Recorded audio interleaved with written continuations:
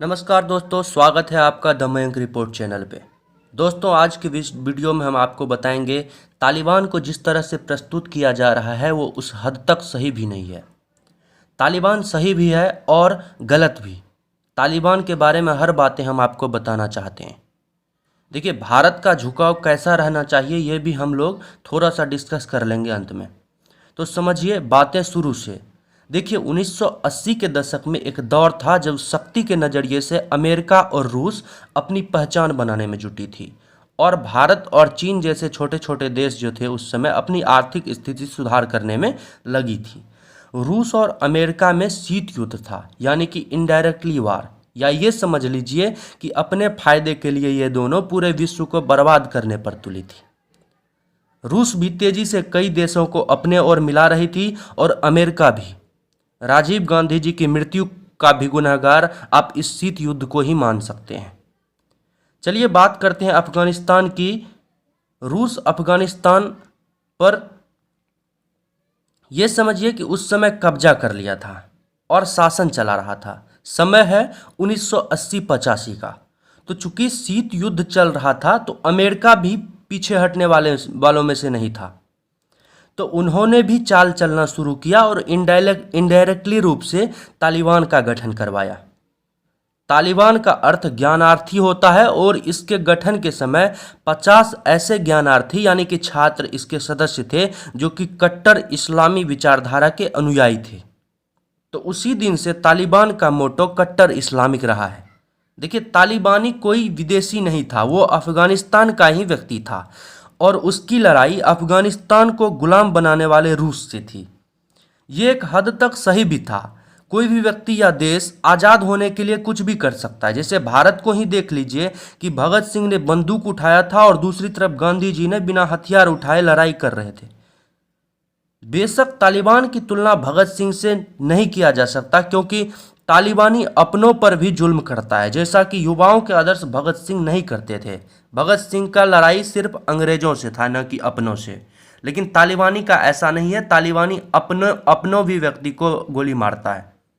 तो ये सिर्फ एक तालिबान के बारे में गलत बात है।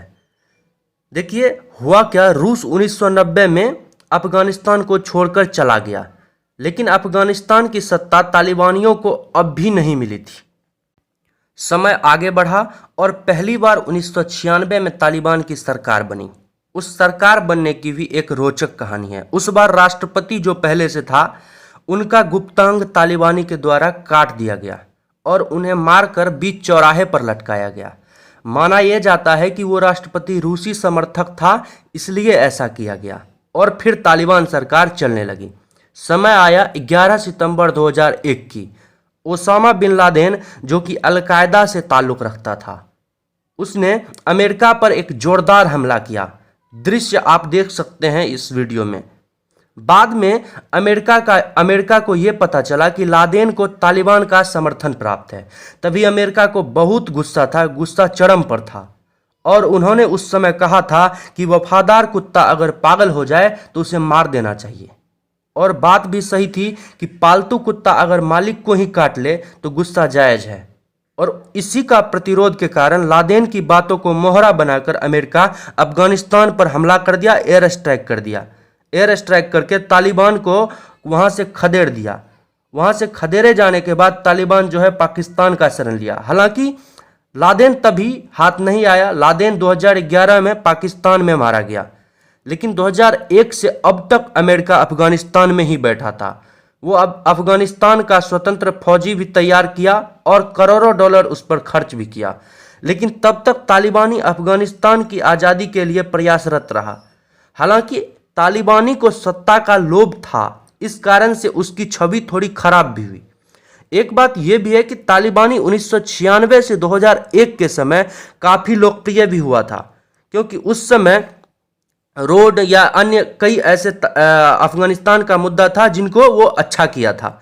लेकिन महिला के प्रति थोड़ा दुख था। ऐसा इसलिए क्योंकि शरीयत लॉ ऐसा ही है। अब कुछ दिनों पहले जब अमेरिका में ट्रंप की सरकार थी तो तालिबानियों से एक पीस डील साइन हुआ था, जिसमें 11 सितंबर को अमेरिका अपना फौज वापस ले लेगी, ऐसा लिखा हुआ था। 11 सितंबर तो हुआ नहीं, तालिबानी ने लोहा गर्म देखा और हथौड़ा चला दिया, और अब अफगानिस्तान में ना तो अमेरिकन है और ना ही रूसी है, तो केवल तालिबानी या अफगानिस्तानी। मैं यहाँ अफगानिस्तानी इसलिए कह रहा हूँ क्योंकि तालिबान में अफगानिस्तान के ही संस्थापक व अन्य सदस्य हैं। देखिए, तालिबान सरकार बनने के बाद पाकिस्तान बहुत खुश है क्योंकि तालिबानियों का ट्रेनिंग उसी के यहाँ दिया गया, और दुबई भी खुश है क्योंकि दुबई में भी शरीयत लॉ है और दुबई भी इन्हें फंडिंग किया करता था। पश्चिम के देश विरोध में है क्योंकि उनका शासन समाप्त हुआ है। रूस का कहना है कि वहाँ व्यापार वो करेंगे, उनको कोई दिक्कत नहीं है, और चीन ने मित्रता से हाथ बढ़ाया है, कहा है कि हम तालिबानियों से मित्रतापूर्वक बिजनेस डील या अन्य भी कई डील करेंगे। लेकिन अब यहाँ गौर करने वाली बात यह है कि जिस चीन में उबड़ मुस्लिम पर अत्याचार किया जाता है, उबड़ मुस्लिम पर चीन के द्वारा अत्याचार किया जाता है, जिस चीन उबड़ मुस्लिम को कुरान सही सलामत पढ़ने की इजाज़त तक नहीं देता, जिस चीन में उबड़ मुस्लिम महिलाओं को बुर्का पहनने पर मनाही है, महिला को शॉर्ट कपड़े पहनने की इजाज़त है, उस चीन से कट्टर इस्लामी पंथी तालिबान मित्रता करता है या नहीं? अगर करता है तो ये एक बहुत ही घृणा वाली बात होगी। अब बात करते हैं अपने भारत की। चूंकि भारत का वहाँ काफ़ी निवेश हुआ है, यहाँ तक कि संसद भवन बनाने में 9 करोड़ डॉलर की लागत लगी है। अफगानिस्तान के लोग भारत के काफ़ी चहेते हैं। तो इन सब बातों को ध्यान में रखकर भारत को खुले मन से कहना चाहिए कि अफगानिस्तान में तालिबान सरकार बनाया है ये अच्छी बात है, लेकिन ये लोकतांत्रिक सरकार की ओर अग्रसर रहना चाहिए।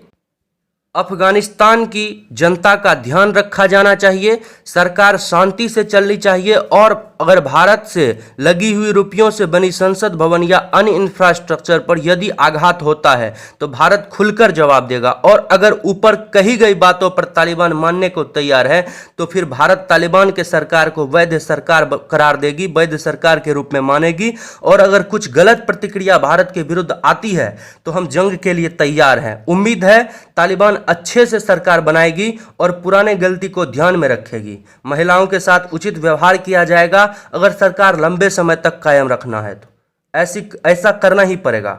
उम्मीद है वीडियो अच्छी लगी होगी। इसी तरह के और भी इंफॉर्मेटिव वीडियो के लिए चैनल को सब्सक्राइब कर लें। जब तक कि दूसरा वीडियो नहीं आता तब तक के लिए जय हिंद।